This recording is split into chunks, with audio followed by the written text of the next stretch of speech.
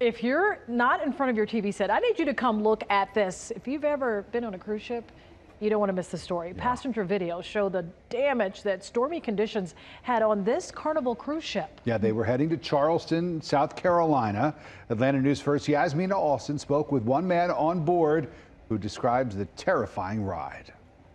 And it was great for the first couple of days until it turned into a nightmare. Waves at least 15 feet hitting the Carnival Sunshine. Daniel Taylor says they sounded like a wrecking ball hitting the ship for nearly 24 hours. The cruise was making its way back to South Carolina when it hit a storm. You could see the ship bobbing up and down, looking out of the ocean. You could just tell it was, raising and lowering, and you could feel the, negative G-forces. It felt like you were weightless for a second, then you go back down.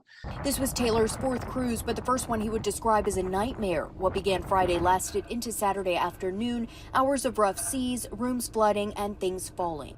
The show went on, but you could hear the waves crashing at the front of the ship over the music.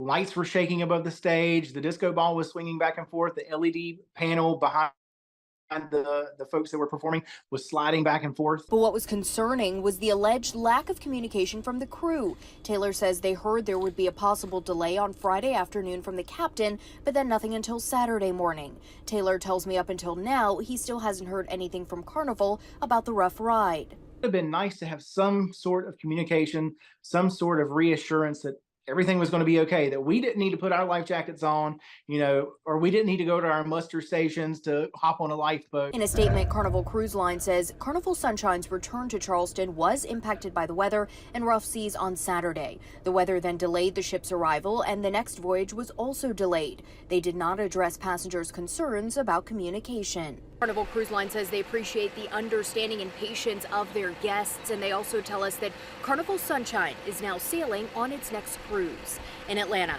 Yasmina Alston, Atlanta News.